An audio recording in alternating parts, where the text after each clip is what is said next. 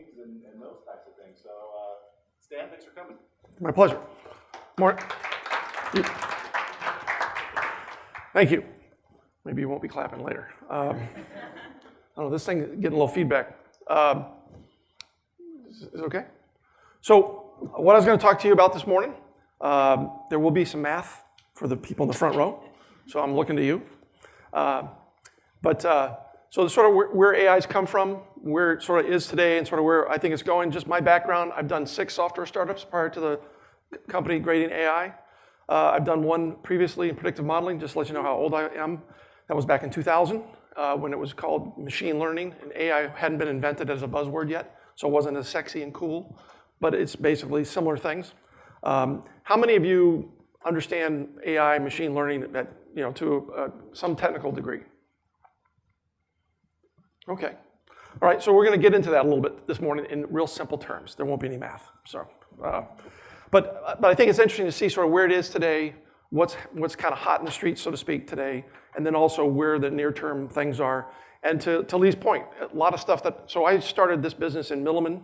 Milliman's an actuarial consulting firm. I started there about 6 to 7 years ago. I started there because as an AI firm, if you don't have data, you can't build models. I mean, it's really cool stuff, but no data, no nothing. I mean, you just can't do anything. And in insurance space, insurance companies are very protective of their data. It's sensitive, it's important to them, it's a competitive advantage. And so just having some swashbuckler, as Rick called me one time, others call me knuckleheads, walking in the door saying, hey, can I have your data?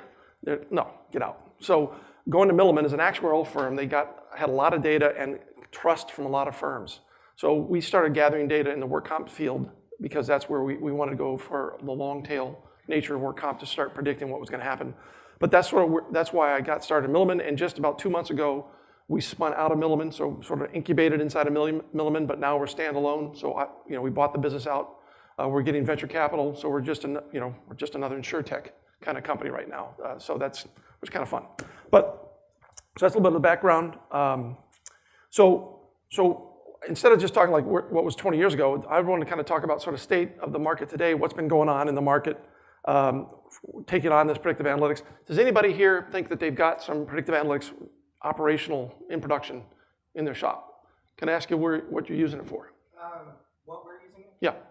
We have 2 predictive models. One is to predict the likelihood we're going to find something, and then another is a pricing predictive model to help us predict future loss ratio. Okay. So you've got something tied to your CRM? Yes. Okay, so when applications come in, you're trying to see which one. Okay, cool, interesting. Anybody else? All right, early adopter, right there. So again, I just picked up this, what predictive analytics, again, one of the things I find interesting, predictive analytics does not tell you what will happen in the future. It gives you a probability of what's going to happen in the future, but doesn't say, definitely what's going to happen. I mean, it's just a subtle thing. One of the things I saw, since I've been doing this in the insurance space for about 6, 7 years, I noticed in 2015, I think this is a very sort of a bellwether event in what I saw in the marketplace. Before 2015, I saw a lot of people thinking about this, talking about it, but not doing anything about it. And around 2015, the market shifted into, we need to do something about this. So we started seeing a lot of clients doing more underwriting claims and other things. That's CRMs actually, I haven't seen as much of that as I would have expected. I think fraud was the first model I saw the most used just in the marketplace. But since 2015, a lot more companies are looking at this and using it. And why it's important for this audience, what I've seen my clients do, and this is not going to be a commercial for us, but just it's some topical things. We had a client that was not happy with their performance in the state of New Jersey. So a national carrier, work comp carrier, didn't like New Jersey's results. So they were going to cut the entire state, just get out of New Jersey. Why? Because the loss ratios were too high. Well, we come along and we look at the book of business in New Jersey. Well, it's real clear with the data and the analytics that there's a set of class codes and a set of zip codes they shouldn't be writing in New Jersey. And they drop that, and guess what? They start making money in New Jersey. Well, that's the good side of the story. The bad side of the story is those risks that they cut, left, and got on somebody else's book. And they weren't good risks. They were going to lose money. But they found a home. And the thing that's important for this audience is that as companies become more selective about what they will retain and how they price, that means folks that they don't retain and don't want to retain are going to go looking for a new home. So you've got to start using this to protect your bottom line as well. It's not just about how you bring on the business that's going to bind. It's about how you also protect yourself from the business you don't want to bind. The other thing that's really interesting about work comp, and I've seen this from the day I started work comp. One of the reasons I chose work comp, just to let you know how little I knew about insurance, I thought when I saw a combined ratio over 100, I thought that was a really good thing. All right? Then they said, well, it's like golf. So I said, no, okay, got it. Low score is better. But most of the multi-line companies, work comp was 120% combined ratio. So it was terrible. Well, so they got a lot of rate increases, and now work comp's been running really well for a number of years. Well, most of my clients over the last 2 years have gotten huge rate reductions. One got 14% last year and just got another 6% this year. So they're getting squeezed again. So this is, again, more important than ever. If your business is doing well and someone comes in and says you got to cut your price for no other reason than you got to cut your price, now being able to price and select risk accurately becomes even more important. And how you manage your claims, protect your bottom line. How many of you have been affected by a rate reduction? Okay, so that's all right. It's happening. Now, I also saw 2 states, I think Hawaii and one other, might get a rate increase. But all right. So here's the math lesson for the morning. And I'm not going to use any of the squiggles and all those little things that I don't even know what they are in the algorithms. But we get asked all the time by normal people, like are in the room. The data scientists get asked, how can you explain what this stuff's doing? Can you give me an example so I can understand it? A non-mathematical answer. And so one of our folks actually came up with, I think, is a really great example of what's different about artificial intelligence than a lot of the math that's been used in the insurance industry for the last 30, 40 years. So here's a case.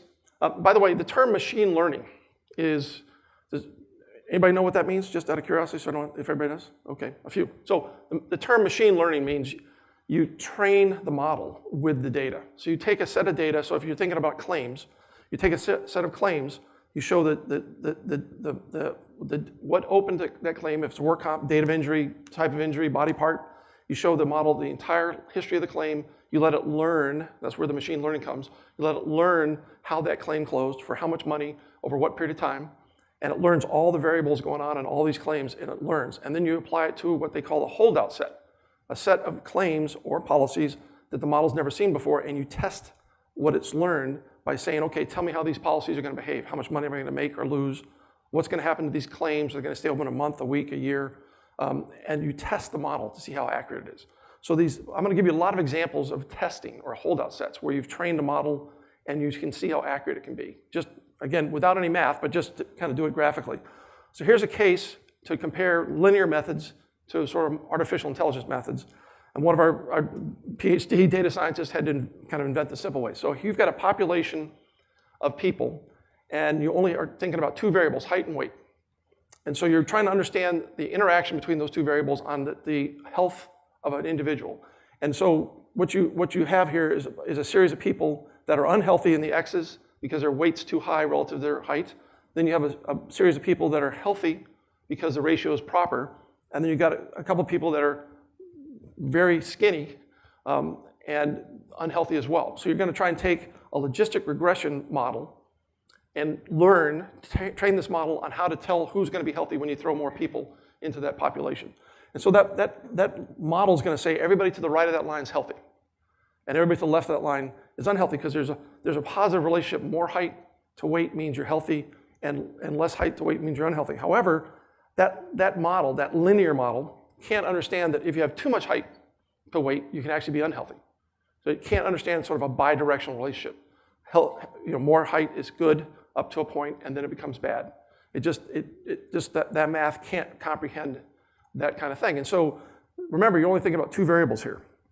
So what we would call a simple AI model called a decision tree, I won't bore you with all the details of what that is, but it's able to understand multiple types of relationships between 2 variables. It can, in fact, identify very easily that those people, there might be something else going on that would cause them to be unhealthy. That height means something when it goes beyond a certain ratio. So if you take these 2, we would call these 2 variables. A work comp claim typically has about 200 variables.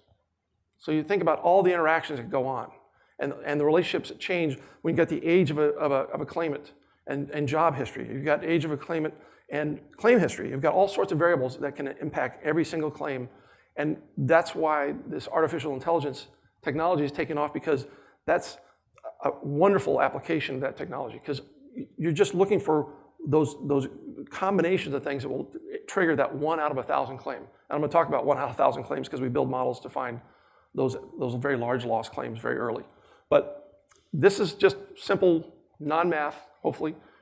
But I think it's, for us, it's like we use this all the time because it really helps sort of give you sort of a sense of what these things, what the differences are. Questions? I hope there are no mathematicians in the room. So the current, or where this has been used, I want to walk you through a couple places to kind of give you an example. So here's one of our clients. They actually used sort of body part injury as a way to track the cost of claims and what they expected claims to be in the future. Pretty common, certain body parts or combination body parts cost more. And they're a very good shop. They're a third-party administrator. They do great work. And they use this to build their own internal models. And they said, okay, Stan, we don't think our models are doing that well. We would like you to build models for us and compare them. And again, this is not a commercial, but it's really more of a comparison of their traditional sort of doing it with their experience as opposed to letting AI figure out which claim's really going to be good or bad.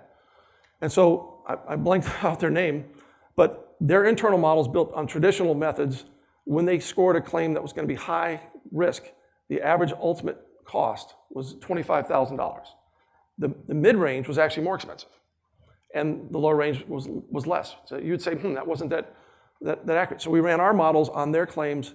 What we scored, what the AI found as high cost claims was clearly a lot higher cost than the rest. And so they put their models to pasture, but this was sort of one of the, again, we sometimes get these really interesting opportunities to do a side-by-side comparison so that we can show, and we can find out for ourselves, does it work better?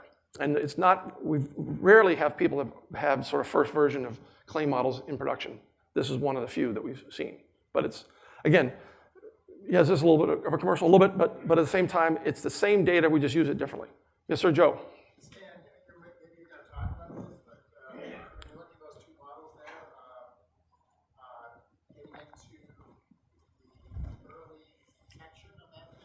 Yep.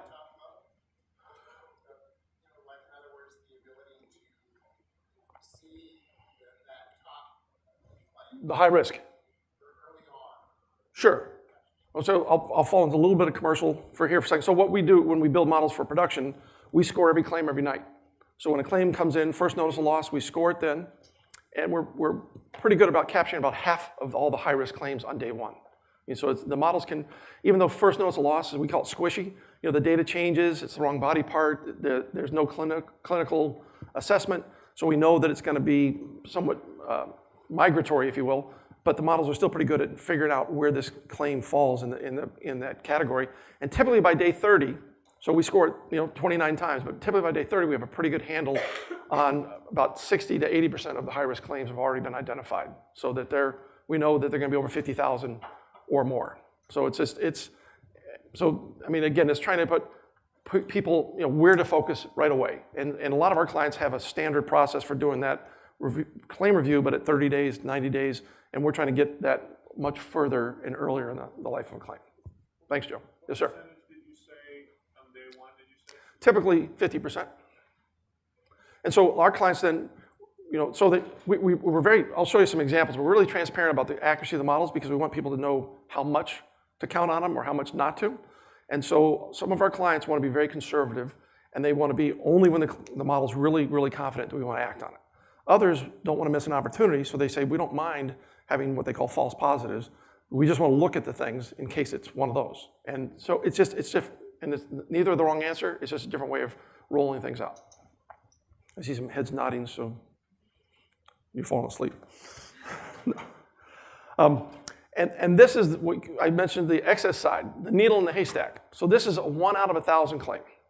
So when you're trying to find claims are going to pierce the self-insured retention level, typically when we started doing this kind of research, we had clients that had 600 claims a year, 800 claims a year, and so they only would have one of these every 3 to 5 years. So in a modeling, the way machine learning works, you have to give the model an example. Well, if you've got over 10 years, 2 examples out of 5,000 claims, it's not easy to build a model. It's not going to be very accurate. You haven't given enough information to learn what combinations of things over what period of time could cause a claim to go above 500,000 or $1 million or $1.5 million. So one of the reasons we've been focused on work comp is we've aggregated over 25 million claims. So that gives us like 20,000 examples in that body of claims to train on, which means we see a lot of examples in every single state, virtually every class code of things that have gone way above the SIR. So you can kind of train models on that. And then you can apply it. So can you find that one out of, and it really is about 1 out of 1,000 claims in work comp that will pierce that layer. Luckily, it's not very often, but it does happen. So we built a series of models for doing that kind of work as well. So, and again, I'm going to do a little bit of this just to kind of explain what the segmentation is, and I'll show you a few other segments or segmentation charts during here. And the idea here is whether they're claims or policies, when you have this holdout set, when you've trained the model, and what's really kind of good about this is it gives you an objective answer. How good is the model? How reliable is the answer? And it's something that you can just see with your eye. You don't have to be a mathematician. You need a mathematician to build it, but you don't have to be a mathematician to understand it. So on the segmentation charts, what we try to do with policies is we want the model to tell us which policy is going to have the highest losses and put that all the way to the right, and which policy is going to have the least amount of losses, put that to the left, and then sequentially rank order all the other policies. And we'll do this on the claims too. The worst claim, and we take the cats out because you don't need a model to tell you unfortunately it's a catastrophic claim. But the idea here is you can use this to visually understand how well the model's working and where to put your resources or where to put your time, and potentially to automate things like auto-approve certain kind of policies as they come through. That's the kind of stuff that a lot of our clients are starting to look at. So here's a case, one of the other cases where we had a client that was using general linear models for underwriting, and that was how they underwrote the 1 year with their internal models. When we went live, this is a holdout set. So the holdout set was the full year that they wrote the last year before they rolled out our models. So this was a year that was already known. There was a closed year, claims had been filed, and we fully developed all those claims so that we could see what the model saw. And so what you're seeing there is on a relative basis, one of the other ways to kind of measure models non-technically is called the lift ratio. How much higher is the far right column than the far left column? So what's the relative height difference? And so you'll see on the one on the left, it's 5 times, which kind of gives you sort of a signal strength. Just says, okay, there's that much information that model type can pull out of that data. On the one on the right, it's about 25 times, which means there's just a lot more data, a lot more signal that the AI could pull out of that data. So it's an objective measure, it's a relative measure. We run a series of models, we see all sorts of different combinations of how that changes it. So that helps us pick the right kind of modeling techniques. But it's a visual way to give to underwriters and claim executives, hey, if you see policies in that top 10% of risk score, you ought to think about making sure you price them right, or maybe adverse select your friends and send it on to someplace else. But depends on your rate adequacy and other things. You can write any and all that business as long as you can price the risk. So the idea here is that tells us that the model's picking up a lot more information on the right-hand side. So that's, again, one of the few times we can do sort of a relative side-by-side. Yes, ma'am? Does the industry part in your modeling? Like class code, you mean? Well, I guess like anything that happens like inside of a specific industry, how does that flow through the modeling? Like the machinery that's come out that's kind of relatively new. Oh, I see. Great. So we have 2 choices. That's a great question. So 2 choices. One, you have sort of what we call expert opinion. So we know Florida changed their laws last year or something about unlimited certain things. So we had to hardwire that into the models to say this claims are going to behave differently because there's a law change, and in the time it takes to learn that, a lot of people lose a lot of money that we would not have predicted. But for the things like the industry and medical procedures, other things like that, so we see about 1 to 2 million claims open and throughout every year. So to get this 25 million, we got them all for our clients. Well, those clients still feed us that data, so we're still scoring. So the models are observing changes in how comp claims are changing by state, by class, throughout the U.S. And so medical costs are changing dramatically, so they pick it up because we see it every 24 hours. And if you see procedure types changing or drug types changing, we start to see that pretty quickly. And so again, commercial here for a second, but we recalibrate our models on the fly. So every 30, 90, or 180 days, we take all newly closed claims, add it to the history, and rerun the model so they can pick up that new information. So if there's changes in trends, it'll learn that. Was that clear? Okay, great, thank you. Other questions? All right. So emerging uses, what we see now kind of coming out that's all over the place, chatbots. Anybody here have like an Amazon Echo? Okay. I mean, I'm actually gonna, so my mom's in her late 80s, and to just give her technical chops, we bought her kids, we bought her an iPhone like 5 years ago. She's never turned it on because she's afraid the minutes will leak away. And if someone calls her, it will cost her minutes. She can't turn it on, doesn't know how to, I think the battery's dead most of the time. But it was a good idea, just poor execution. So I'm actually thinking to get her that new Amazon Echo with the screen. And so I figure if she can talk to it, maybe she can actually, call my useless son or whatever she wants to say, and then that might work. And then we can call her and she'll see pictures, and that might actually cross the chasm. So, I know a lot of people that just are not that technically astute, but talking to the computer is a lot easier than pressing the buttons for most of us. So this is really, I think, taking off in a big, big way. I think a lot of this is also going to be used in this industry to really, and this is, I think, a lot of people talk about the fear factor of AI. So far, we've deployed with a number of clients around the country. We've not cost a single person their job. And in fact, in our best clients, people feel more empowered than they did before. So claims adjusters, before they're like, what happened to this claim? Why didn't you catch it? I don't know. Now they're driving costs down. Their members are, we do a lot with risk pools. Their members are excited. They're getting record dividend checks back. And the adjusting team feels like they're making a difference. And I can tell you it's visual, the difference between when we first started working with these teams and now they feel like they're making a difference. They know they're acting more decisively, and the results are showing really good results. It's fun. I mean, honestly, I have great meetings with these clients because they're having a great time and their results are getting better. And it's awesome to be part of those kinds of conversations. But it's also, the other side of this is letting this technology get rid of the mundane stuff, the boring stuff. I mean, we all have the parts of our job that we don't necessarily want to do every day that just has to get done. I think the technology can take some of those things away from us, not take it away like we want to keep it, but get it done so we can be more productive with the stuff that we really need to do. And I think there's a lot of that stuff that you're going to see just step by step going away. So on the underwriting, can you automate a lot of mundane things, filling out forms, just getting the things done so that you can make a decision. So getting to the decision point faster and less mundane data filling out. Business development, can you use it to identify more opportunities? Can you take the data that says, here's where our policies are coming, we want to write, and start thinking about where can you find more of those kind of companies to go market to? And claims just really assist in all that manual filling out of forms, making mundane processes happen.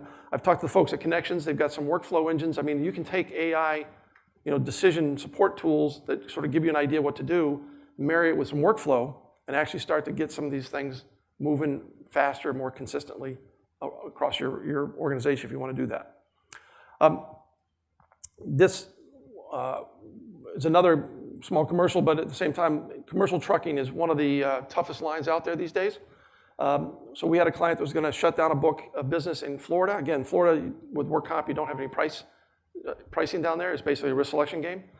And so before they did that, we ran our models on this, and this is the holdout set for the final year.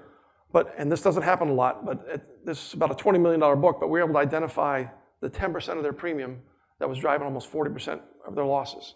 And so, again, they want to use this, not write that 10% first of all, but then use this formulaic approach to auto-approving, auto-rejecting new policies as they come through. Why? Because they're small policies.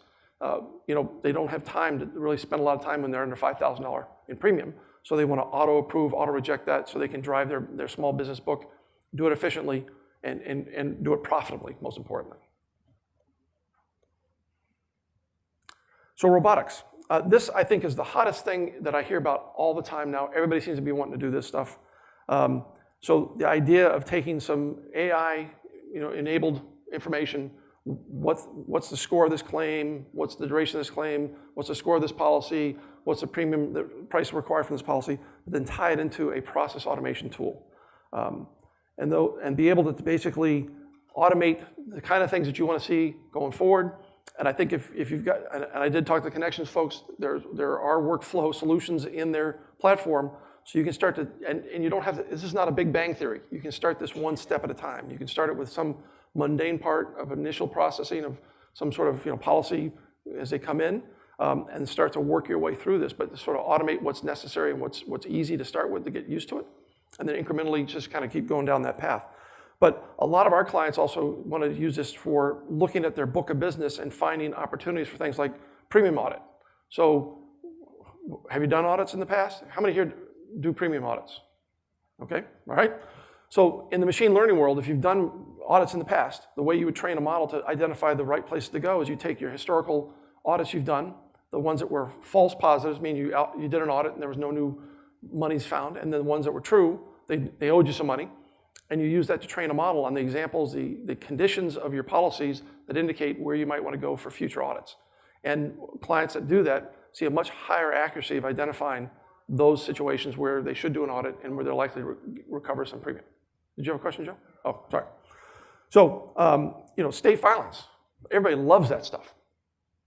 No? Okay. So, be able to have the forms filled out accurately, consistently, and then you maybe eyeball them, but at the same time get some of that stuff off the desk of people, so that let the machines do that kind of work.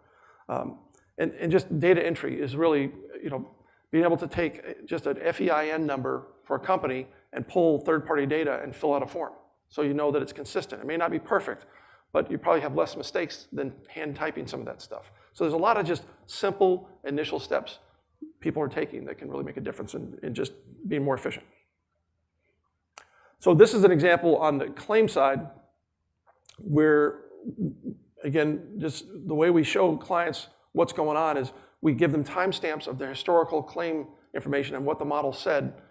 And these were holdout sets. So the model didn't know what was going to happen on these claims, but this is approximately 90 days.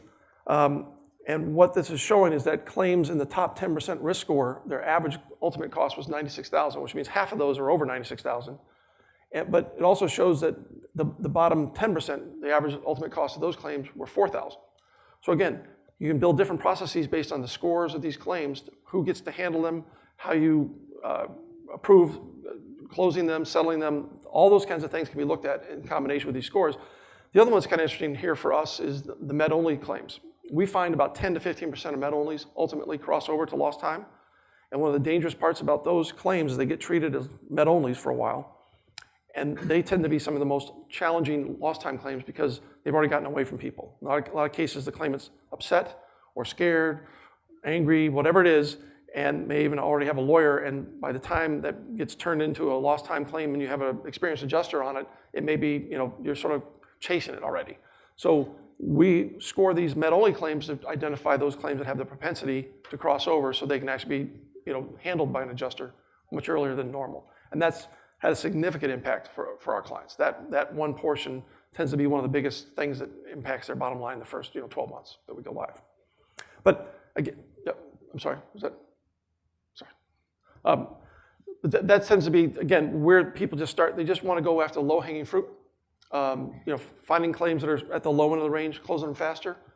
They cost less when you close them faster. So, there's just a number of things that happen. And again, I won't bore you with all the details here, but just you can go in and just simply define steps in a process and just one step in the process at a time and sort of incrementally see improvement, increase job satisfaction by removing some of those mundane tasks, and then, kind of just going after the next big thing.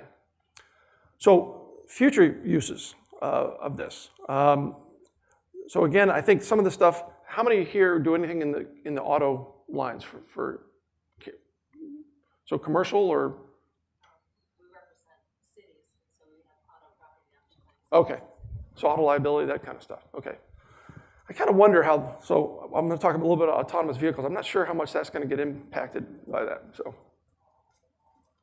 by the way, I don't know, I use Lyft, and to come into Las Vegas the first time ever, they gave me an option if I would take a ride in an autonomous vehicle. Did anybody get that here? Yeah, that's a big thing they're promoting here in Vegas is the autonomous vehicles. If you use Lyft, Uber doesn't do it, Lyft does. Yeah. They ask you if you want to have an autonomous vehicle. There's actually somebody in the car at the driver. Well, it actually said there would be 2 people. Yeah, oh, okay. So, all right, so. Cars, I think they're Audis as well. Well, I said yes, but it's like, so it's kind of one of those things. It's like, I mean, I probably won't remember this date in 10 years, but that's the first time that I could have actually jumped in one of those cars. I thought it was really cool. So it's coming. So, the telematics and wearables, we've got a bunch of clients trying to figure this stuff out. Anybody here trying to do something with telematics and wearables? No? Okay. Well, I can give you some fun stories. Again, these are the stories you can't make up. So one of our clients in the construction business, they had some folks. So one of the challenges, by the way, is how do you get these people that you're trying to help prevent them from getting injured to agree to share data with you when they don't want to share data with you because they think you're spying on them? That's one of the conflicts out there. So in that conflict, we've got one case where the guys had sensors in their helmet. So on the construction site, had to wear the helmet for heart rate and temp and other things. And these sensors kept shorting out. Well, they short out when you take your helmet and put it in a bucket of water. So these guys just didn't like it. So they didn't want it, so inadvertently soaked it in water repeatedly. But on this work site, they noticed some of the one worker with the wearable kept having this looked like a fall of about 20 feet, like 2-3 times a day. Like, what's he doing? And he's not injured, but it looks weird. So you can't make this stuff up. They go in and they're building a school. And in the front steps of the school, there's a handrail down the middle, like you'll see in a lot of those schools. And this guy, according to him, when he was in high school, used to slide down the banister every day. So on the work site, with nobody watching, he's sliding down the banister. And of course, if they didn't have the sensor, they couldn't say, hey, maybe not a good idea. The other one that was funny on the site, they had all these guys that looked like they were falling like 3 feet. They're like, what's going on with this? And they go and observe, and they're getting in their truck to get something, carrying some heavy loads, and jumping off the tailgate of their truck. And some of them are in good shape and some of them aren't. And they're usually carrying something they've gotten out of their truck and then they're jumping off 3 feet. No chance that anybody's gonna get injured there. So it's really, when you have these little insights, it's like there's so many things you could do to prevent simple things, that, like injuries like that, but the folks still don't trust it. So I think it's really, it's a challenge on the wearable side today to kind of find that virtuous cycle. What's in it for the worker? What's in it for the person that you're monitoring, and why would any of us do this? I don't know. Does any of your companies have like a wellness plan or like a wellness contest? Anybody get Fitbits for free? No? So again, it's interesting. So when we were part of Milliman had a 1 billion step contest every year, and I can tell you in the office that we sort of were close to, there was one guy in that office that needed it more than anybody else. Did he participate? No. So we actually ran some experiments to figure out how to get certain people to participate. And in some cases, they try incentives where, like, if I give you a membership to a gym, some people will say, okay, I'll do that. If I give you some money, some people will do it. This guy wouldn't do it. Nothing that you would offer him. He was overweight, had a hip replacement, didn't like to exercise, liked to eat a lot, just didn't want to do it. Sounds like me. So what we did, though, we figured out if we gave him money in his flexible spending account, and for every week he didn't participate, we took 25% of it out for that month. He participated. He just didn't like the takeaway. So again, you can actually start to use some of this AI stuff. We did this just manually, but you can do this sort of offer response. That's what they do for marketing that's why you get all those email things in the cookies. They're trying to figure out what you're going to respond to, and you can do that for this kind of activity as well. But I think the wearables, this IoT stuff can make a huge difference, and especially for people that are trying to self-insure. You just want to get your losses down. It's going to be an amazing part of the insurance industry if we can get people to participate. I think that's the major barrier to entry. Now the Apple Watch, the new Apple Watch, they think they're making a huge push. I think you're going to see companies, both carriers and self-insured groups, starting to give these away if people agree to wear and share the data. And I think there's a business case for that. We've actually looked at doing something about that, see if we can make it part of our solution, but I think it's worth doing. Yes, sir? I have gone through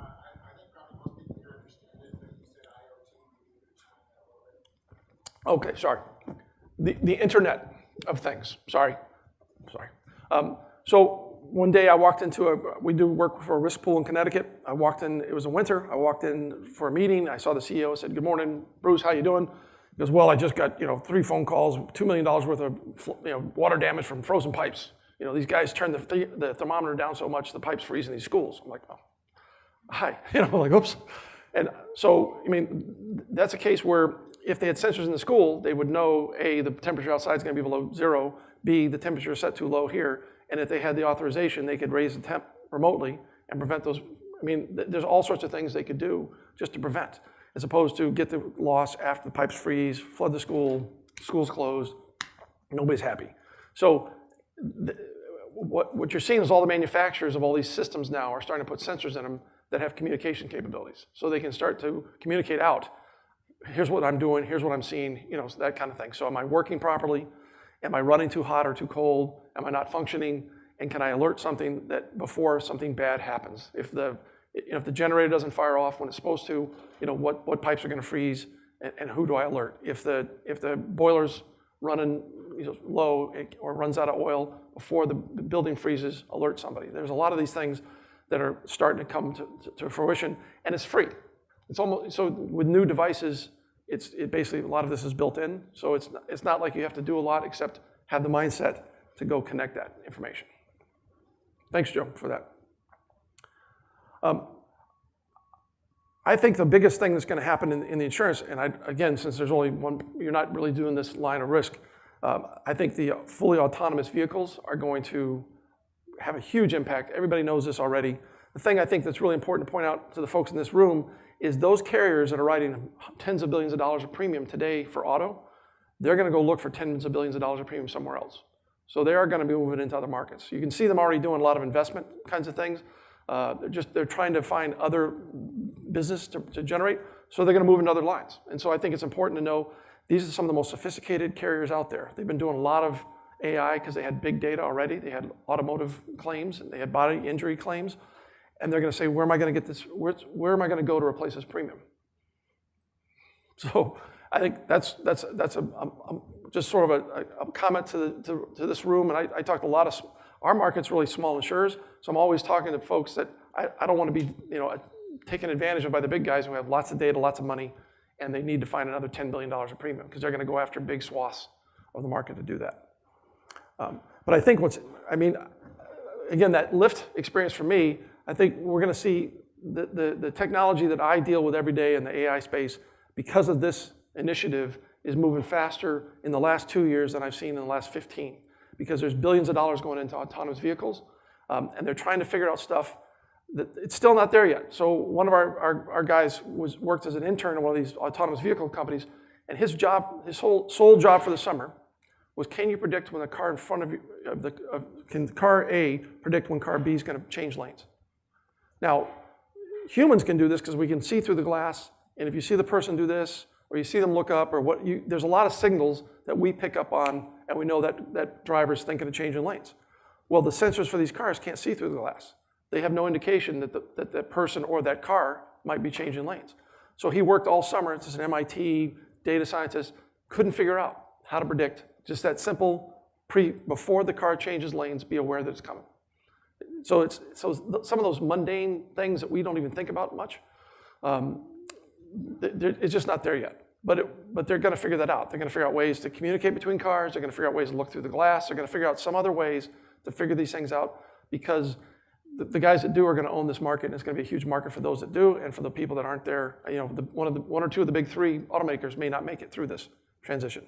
So, but it's going to make it safer out there. But it's still a pretty good long ways to go here.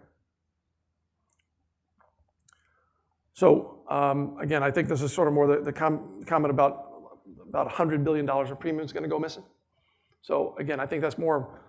I wonder where they're going to go to try and make that up. And I think most of them are going to go somewhere to try and make it up. So on the telematics side, again, one of the things that we found is with this additional data, this is just a population of individuals. Can we predict which of them is going to have the greatest health costs in the future? And so again, the more data you get, this is looking out over the next 12 months, by identifying that 5% of this workforce population that's going to have the most healthcare costs. Can you do a lot more prevention, clinical management, wellness, anything, everything, A, to make them healthier, because that's a good thing, and B, to keep the cost down, because that's good for the rest of the population. The rest of those people are paying for that. Now, if there's chronic disease, it's chronic disease. That's what insurance is for, and that's fine. But a lot of that's preventable. We're trying to use models like this to predict future diabetes. So diabetes is like, there's 80 million people in the United States that are pre-diabetic. 80 million. 30% of Medicare's costs, everything that Medicare spends, that's whatever that is, goes directly or indirectly to diabetic-related issues. 30%. I mean, it's massive out there. So one of the things about this kind of technology is you can see that happening before it gets there and start, prevention is a lot less expensive than treatment. So having this kind of information ahead of time can make a big difference. So again, it's just, but people have to trust that you're not after them. You're not going to do anything to them if you know about this. You're really just there to try and prevent them from having kidney disease from diabetes or blindness or losing limbs. That's what you're there for. You're not trying to disadvantage them or anything like that. But more data gives you this kind of insight. So how many of you have to report data? Yeah, okay. So I think the next big thing that's coming in this area, it's about I think if anything causes pain and suffering for most of my clients, it tends to be the reporting piece. But blockchain seems to be kind of interesting. Is anybody here experimenting at all with blockchain? No? I thought you might. Yeah. So does anybody here know what blockchain is? Okay, so again, I picked up these just real simple, so it's decentralized, which means nobody controls it. It's sort of open sourced, but it's a digital ledger. So it basically says these are the things that have happened with this transaction. If it's a policy, here's what was issued, here's what the coverage is, and once that information's in the blockchain, it's locked down, can never be changed. Now you can make it publicly accessible, or you can make it only privately accessible. So you can have it a private transaction on blockchain, or you can have a public transaction on blockchain. And you can secure HIPAA, it can be HIPAA compliant as well. So it's really interesting way, and I think it's going to have a big impact on this industry because you're going to be able to take policy information and put it on a blockchain. And when a claim comes in, you're going to be able to have the technology say, here's your coverage, here's your deductibles, and here's what the loss is, and here's how this thing should settle out. And you certainly would have people review it, but you're going to have that information lined up. Again, it can be encrypted, so nobody can see what the offer was, but someone can see what the settlement was. So that information is going to suddenly be, digital, and it's going to be transparent to the transactions, and it's going to move through the process much faster than it has before. So but what hasn't been done yet is taking a policy, 45 pages, whatever it is, and figuring out how to put it in a blockchain. So that's what a lot of people are trying to invest money in now. How do you make this usable? It's really cool, if you can put it there, but getting it there isn't there yet. But I think in 5 years, if I were to ask this group the same question, I would say over half of you probably will have something going on with blockchain. That seems like about the time history. Again, the portal piece I think is going to become more secure. I think it's not a high value, it's just a necessary evil. But I think the portal systems that are out there are going to get easier and better with more digitization of the information. So again, I think blockchains could actually make the reporting piece easier. So if the input's more structured, then the output becomes simpler for everybody. And again, one of the things that, just kind of give you an example of how this all starts to look inside of a firm. You've got multiple systems, which almost every one of our clients has multiple systems. And be able to pull that data on a regular basis, pull into one data source, and from there, push it anywhere you want, at any schedule, at any content. Just it becomes a lot more seamless for it. And we've built, again, a little bit on the commercial side here, we built tools to make the picking up of data from multiple systems automated. And so you don't have to touch it, and it happens on a sequence and a schedule. So again, people aren't chasing stuff around and writing queries and doing other stuff like that just to find this data. You can start to use your data instead of chasing your data all the time. But I think most of you probably have more than one system, and trying to get all that data in one place so you can run your business easier is also part of the underpinning of all this AI is more tools to get the data together and make it useful and reportable. So I just want to go through that stuff. Any questions? No? You don't have any questions? No math questions for me? Oh, yes, sorry, the glare's back there. You mentioned earlier starting small and looking at something not necessarily segmenting an area, but just a functional business unit area, maybe starting one small spot. In terms of all that you talked about this morning, where would insurers see the fastest return on an investment, and where would they find the most long-term value? Where would that be? Great questions. Just trying to think. So the two small for me would be if you take claims separate from underwriting. So claims, what we've done is really early intervention on claims. Just trying to identify and do something about claims much faster than you did before. Meaning, if it's a low-risk claim, close it faster. That we see a lot of savings when they're just getting closed quicker, when they need to be closed. But also putting more resources on the claims that look like they might be more expensive. And a lot of our clients, years ago when we first got started, when we were rolling out, they were waiting 90 days to make that decision. So that claim would go on for 90 days before they would make like raise the reserves, put more people on it, things like that. And now they're doing it in 3 and 4 days into the life of the claim. And it's having we're seeing reduction year over year over year just by putting more resources on that claim earlier. We had an example in our office. One of our data scientists, she got out of an Uber and it ran over her foot before she could walk away and broke a bone in her foot. So she goes to the doctor and the doctor says, well, it's going to cost $20,000 to fix your foot. So you're going to get, go call Uber, get some insurance coverage. Calls Uber, Uber's not going to cover it. It's the driver's fault. Calls the driver's not, insurance company's not going to cover it. Our healthcare coverage is not going to cover it. So she's sitting there, and our team gets to see this. She's sitting there, I'm going to have to pay $20,000 out of my pocket, and it's going to cost me that money, and nobody's going to pay. So she gets scared. She hires a lawyer. What are you going to do? And so our whole team saw that happen, and we're like, that's what happens when people get scared, get angry. So the lowest hanging fruit we've seen time and time again. And again, everybody's different. A lot of great operations out there, but just getting the right resources on the claim sooner, just advocating for the claim, it makes a huge difference. And so if you're doing it in 10 days, do it in 3, you can make a difference there. On the underwriting side, pick that area. I would say renewals, number one, what we see. I mean, would you say most of your renewals, you renew your book over 80% renewal every year? Anybody below 80%? So you think about the information. So all your claims are coming in, you've got that information, and you can use that to really be accurate about how you reprice policies, how you make sure that the members are paying what they should pay, and that certain members aren't paying more than they should pay. That's where we see a lot of, that's very simple. The models can figure out which of your policyholders should be repriced higher. Within, it's just, the IBNR is an actuarial thing. AI can figure that out at a claim level and figure out how to reprice those policies. So I would say that would be the low-hanging fruit there. Thank you. Questions? Yes, sir. Do you find when you onboard clients that they're already capturing most of the data points that you need to predict accurately claims or policy pricing? Two-part answer. The answer is we take what they got because that's what they got. And it's almost always plenty. And most people don't think their data is clean. Nobody's data is clean. I have clients tell me all the time, our data is the best you're ever going to see. No, it's not. We just say, oh, it's great. Every time, that's the only thing you can say. It's like they're kids. You can't say your kids are, it's like this is the best we've ever seen. And we really have people. This will be the best data you've ever seen.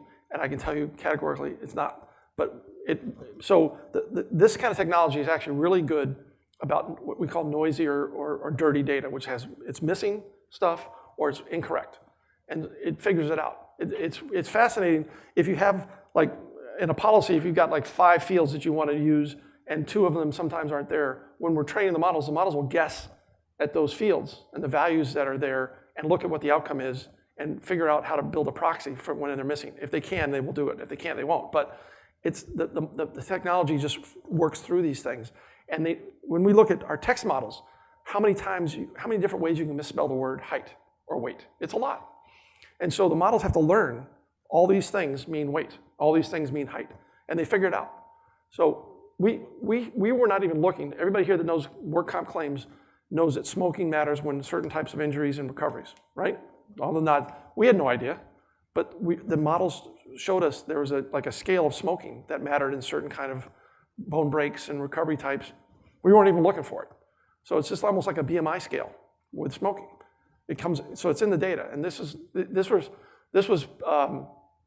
just out of the text, and because the technology on the natural language processing can handle keyword, just like we can see a keyword, key phrase, heavy smoker, light smoker, but also can understand context and sentiment. So it can understand like if the phrase not very happy or not responding is at 3 months or 3 weeks or 3 days, can understand what that means in the context of that claim, can understand if someone trips over a plant or trips in a plant. It understands one's a green leafy thing, it's outside, it might be a landscaper, and one's inside, it's in a factory. Just like we do it, the difference is we've got clients, so Wikipedia is 4.2 billion words. We've got clients that their claim notes are multiple Wikipedias. So billions and billions of words, just massive amounts of information. So it's a gold mine for us because we've also got models that can pick up. So we did a couple experiments. I'm going to keep going if you guys won't stop me. So we did a couple experiments. One was, can we identify psychosocial issues that are not apparent in the claim? So to tell you what the experiment is, we want to try and find out someone who will be diagnosed as depressed, clinically depressed, but it's not mentioned in the file. There's no treatment for it. And so there's no hidden indication. Can we, out of all the other notes, comments, sentiment from the notes, can we identify those people that ultimately will be? So the test case was, here's a population of 1,000 people that some will be. Can you pick out of that population those that will be? And the models do a very good job of picking that out. On the opioid side, once they're taking a lot of it, it's kind of hard to stop. Really, it's expensive and life-changing, all that sort of stuff. So the question we got from our clients was, can you take a population of normal, I don't know what that really means, but they gave me the definition, and figure out those people that will take it too much in the future before they do it so we can prevent it. So the experiment was, take a population of people that only took 1 prescription's worth of opioids or none, post-surgery or post-injury. So they did get a prescription or they didn't, but they never got a second one. And out of that population, predict who might take more than 50 MEDs a day in different increments of time in the future. But we had 1 million claims, so we had plenty that met that criteria. We were able to identify between 3 and 5%. But we were able to put warnings out 90 days ahead, 180 days ahead, 365 days ahead before they did it. So you could communicate if we flagged that claim to the prescribing doctor and say, hey, this particular claim might have some complications if you use morphine-based. So those kinds of things, a lot of that's coming out of the notes because there's subtle things going on besides just the medical procedures, the diagnosis codes, treatment codes, and other things like that. Yes, ma'am. So when you look at your data, do you know what's proxy fill-in, what was given to you by your client, or does it all kind of look the same once that's been done? So we take all the different forms and push it into sort of, it's called Normalize. So we have it looks like a pipeline visually. So we have data channels, notes is one channel, and in those notes you'll have doctor's notes, nurse notes, and adjuster notes. We treat those differently because they mean something, the author is different. But the notes comes in that channel, medical bills comes in a different channel, financials, different channel, PBM, different channel, imaging, different channel. That's our terminology. But when we get those into the pipeline, they get normalized so the models know what's coming, what it looks like. But we also train on every individual's client's data because everybody's different. So what one company collects by day 5 of a claim, that's different than another company. So we train our models to expect what's day 5 for company A, not what's company B, because the company B may do it at day 3 or may do it at day 10. And we want the models to know if the data is there, does it mean something? If the data is missing, does it mean something? And you have to do that on sort of a more individualistic basis than just a standard model for everybody. But the notes are the notes. The misspellings are there, all that stuff, it's pretty consistently what it is, right?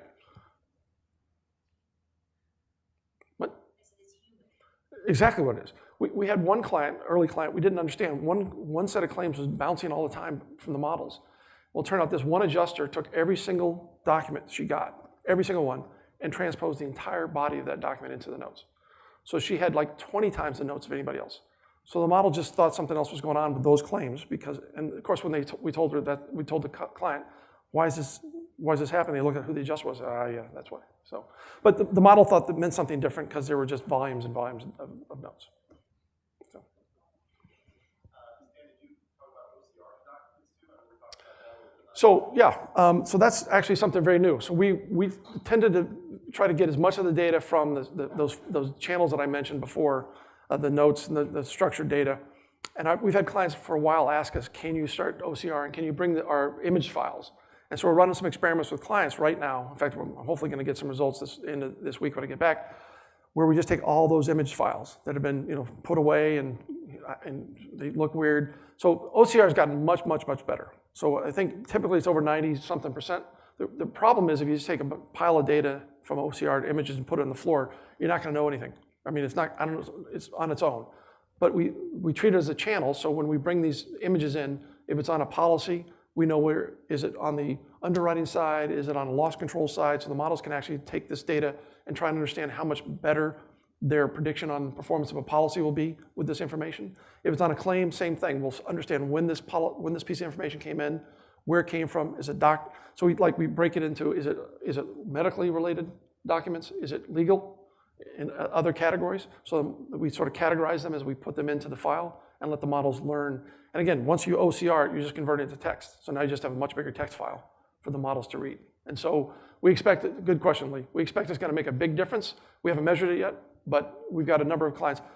It took one of our clients a month to send us all their image files.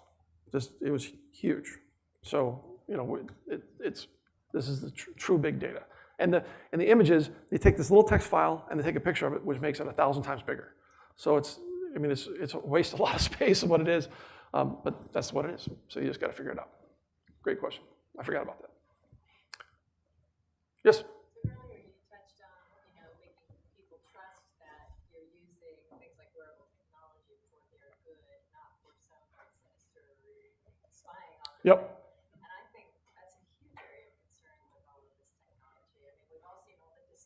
Movies about this, right? How do you assure people that it's not going to be used against them? Or how do you? I promise. Well, in actuality, there's certain things you can do when you pull this data from these systems. So if I walk back to this picture, so let's say wearables data is in one of those data files. You can actually make sure that when you pull that data for a population that you exclude things like personally identifiable information. So not the name of the person, it never shows up in the data. So the best way to not have a problem is not to have the data. And so, you can have security and encryption, all that other stuff, but if it's not there, nobody can hack it. So one of the things we do in certain types of applications, if we know that it'd be sensitive information, we just don't take it. It stays where it was, and it never gets used. So it can't be mistakenly used, it can't be leaked, hacked. And you'd have to be really clear about that. And I think for most part of this is, if what you're doing for them is for their own benefit, but you also show them what you can't do or won't do with the data, I think that's really important to know as well. Like it doesn't go to managers, doesn't go to the company, you have to be really explicitly clear on this stuff. Yes, ma'am. So like what's a successful rollout for something like that? Like, would you require an insured to do that, or? No, I think alignment of interests is the only thing that ever really works. And so I think you just got to give them incentives, positive incentives, like reduce rates. And maybe free Fitbits or Apple Watches for workers, things like that. I think there's got to be some incentives.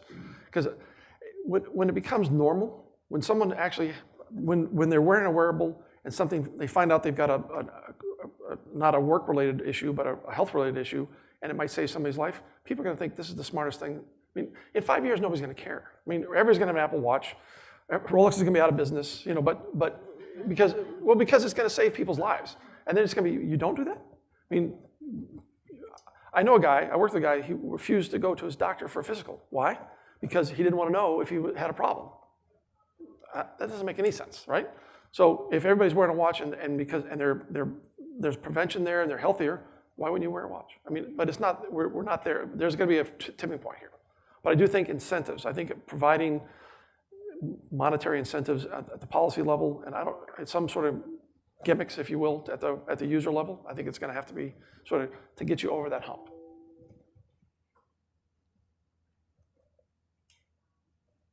All right. I Oh, sure. So, I don't know, we have a lot of problems with late reporting of claims. I don't know if anybody else does. Never saw that before. I actually just got an email, it was like, do it, want to report a claim that happened in March. So like, how does it work? I know. How would it affect if I were to be putting in data today for a claim that happened back in March? Would that be like a negative? Nope. So what we do is when we load data, everybody's had that issue, and everybody's got late reported claims. And so a lot of companies spend a lot of time trying to reduce that late reporting, but the models learn, does it matter? I mean, how much does it matter when a claim is reported that late? And in the history of so by having this 25 million claims in our database, we're able to look at your claims or any individual client's claims, and you borrow these from these other patterns. So the question is, how often does late reporting over a week, over a month, over how much does it matter? When does it matter? And does it matter more if this person's got previous claims? Does it matter more if they don't? It's all sorts of things. So one of my first clients, they told me before we went live that anybody had 5 or more claims in their life before, they called them frequent flyers. They said, these people are always bad claims. So they're bad. So we ran our models for the first 30 days, just trying to find those claims and score them early. And after 30 days, they handed me a list of 40 claims that we had scored low risk. And they said, you missed all these claims. Every one of these claimants has 5 or more previous claims. These are all high-risk claims. So go check your math. Went back and checked the math. And I asked my data scientist, is previous number of claims 5 or more in the top 10 features that are important? And they said, no. I was like, that's not going to go over well. I said, well, I got to give them something. So I said, is it in the top 30? These are PhDs from MIT, and they all looked at it and said, nope. So I'm like, uh-oh. So I'm going back for a meeting for the client. I'm walking in, and I asked one last question, thank goodness. And I said to the team, it's not in the top 10. I got this very concerned, like, And then I said, it's not in the top 30. I got this alarmed look, and I knew exactly. They're all thinking, we're unplugging this. This is not working. So I said, well, I did ask one last question. And the question is, these claims have all opened the last 30 days. There's 40 of them. How many of them have closed? Half had already closed. So they were low-risk claims. And luckily, the COO of the company was in there, and he said, hey, folks, we're going to be more data-driven now. So we're going to start thinking about this. So sometimes, and the reason, we did some analysis. Why did they think 5 or more mattered? Well, they used to look at claims really hard at 9 months. Well, there were a lot of claims that had 5 or more previous claims. So they just said, well, that must be one of the drivers because I'm looking at these claims at 9 months. So the reporting delay, there's all sorts of reasons we've seen. And sometimes it's material, sometimes it's not. So these kind of models can learn when it matters, how much it matters. Not always, and it's not always perfect. The models will never be perfect. But they can give you an indication, does it matter a lot? And sometimes it'll just, it doesn't matter. Yes, ma'am. I just kind of have this assumption in my head, and I want to confirm it. You were talking about when things change and you can see the results. Can you, for example, we had a bunch of UR changes or work comp changes through the reform in 2004. Could you run that data with some of those assumptions with those changes and see what they would predict? That's right, yeah. We call it what-if analysis. So we're working on some new features in our stuff that allows people to take a claim as of today and run some what if. What if we do this differently? What if we do, and see what it happens to duration and cost? It's kind of interesting kind of stuff. But those kind of structural changes we want to be able to do too, like law changes, things like that. Yeah. Yes, sir. How much does your technology help predict how much things will cost and pricing it correctly versus actually impact the cost of claims? Because when you look at the cost of claims, you're dealing with human behavior. You've got the person who's reporting it late, you've got the bad HR person, the bad factor manager, the lingerer, the bad employee, the jester who you change their job duties, but they still have heavy workloads. They're not going to do everything that's being asked of them in this model. Is the real benefit on the predictive of the cost, or is that the lowering of the claim itself? So getting to the commercial side here, the first part is, so we have 3 tiers of models. One is sort of where to focus. So just identifying which claims are going to be expensive, which claims are not. And that really allows you to kind of move your resources around. What we see is an expense reduction on the low-risk claims. They're not doing as many third-party services and other things, but we see expenses go up on those high-risk claims. More resources, more focus, things that they can do. Then there's a second tier, what's coming, sort of what's the future of these claims. We have 2 levels. One is treatment indicators. What kind of treatments are likely to occur on this claim? Surgery, imaging, pain meds, just in the next 90 days, so the person can be thinking about what's likely to happen before it has happened. because they're not reactive. And the third tier is what our clients have called now what models. So if I got a claim that's going to cost a lot of money, and I know what's going to happen, and I have caseload reserving models as well that tell us what the costs are going to be medically, indemnity-wise, and expense. So the now what's run a bunch of series of experiments and sort of say, what would be the most impactful intervention on this claim right now? Is it field case management? Is it utilization review? Is it IME? And they just kind of run in the background and look for these interventions. And when they see something, when we first built these, we said high indication of using this utilization review. Our client said, some of the stuff costs money. Can you give me what the ROI would be? And so we said, we don't know. So it turns out we can. So when the model thinks there's a high impact, it actually measures that by the cost reduction of a claim. So the idea here is it can identify things that could in fact impact a claim in a positive sense. And those windows open and close. So for example, based on my individual research, field case management, the average referral time from date of injury to a field case manager going on site to see an injured worker in the United States is 18 months. I can't make this stuff up, really. I mean, I talked to a bunch of vendors that do this stuff and over their client base. And I've talked to carriers that do that. A lot of carriers drive this because it's expensive, and they throw it in sort of after they've tried everything else, including just waiting. So again, there's a lot of opportunities with some of these claims to do something different than what's been done. So these intervention models are sort of part of that. And we're always getting new questions from clients about, hey, can you, will light duty help? We don't have a light duty model, but we've thought about it. But there's a lot of these kind of questions that the models can just ask in the background. And just when there's an indication they'll have a positive impact on a claim, they can alert you. Are you seeing a tail time for people to become accepting of the process and the changes in the way they have to do things? Yes. Or some resistance? Oh, both. Absolutely. Yeah, both. We have one client that has this one woman, Peggy. We've named it. We always look for Peggy at all the companies we deal with. She's tough. She's smart. She's smarter than us in her mind. And we actually, so she said, this isn't telling me anything new. Well, we were measuring the reserving activity on the claims, and it was impacting. She was actually more accurate. The lower risk claims were getting lower reserves. The higher risk claims were getting, and the CEO kept asking me, do I tell her? I said, I don't know. So for 2 years, we didn't tell her because we were afraid she'd sabotage the process. But now she begrudgingly says, yeah, it helps me. But it took a while.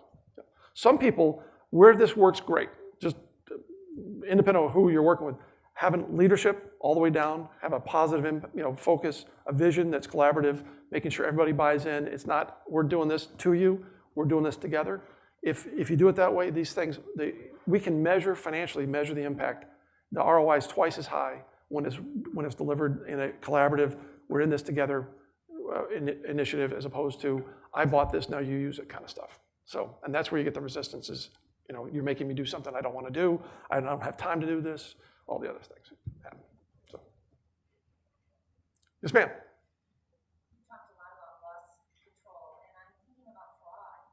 Can you give us a couple examples of claims fraud and how the algorithms work to identify fraud and add to that loss control measure? So in our view, there's two types of fraud. There's soft fraud, like upcoding, things like that. So when you're looking at millions of claims, and we have lots of claims in every state, you can sort of see common treatment patterns. And work comp's outside of commercial health, so you'll see there's a lot more volatility, if you will, in what they will do and what they won't do. But you can see consistently, the doctors that are treating and they're over-treating, over-prescribing, so that we would call that soft fraud. So you can flag that. And that's just, in states that you can direct care, you can move away from that. In states you can't direct care, there's different, other means to go after that. And then there's the hard fraud where we use third-party data where you're trying to find sort of doctors and lawyers that are in cahoots trying to see if they can move a lot of business. But again, those are sort of two ends of the spectrum, but we can do both of those things. And if you have a SIU unit, so if you've been investigating claims in the past, that's a great training set. Because if you think about, you had this many claims and you investigated this percentage, some of those were fraudulent and some of those weren't. Well, that's a great training set for these kind of models because you can show them, here's the true positives, there was real fraud here, and here's the false positives.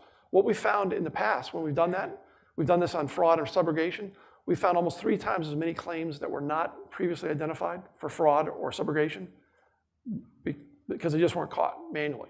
So you're able to go back in your database and find a lot more opportunities for those kind of interventions as well. So if you've been doing that work, you've got the data that can be used to train on your book of business. So the nice thing about this, it's not on somebody else's stuff, it's on your stuff. Rick, you haven't asked me a single question. You've been great questions. Yeah. My questions are all stupid. Okay.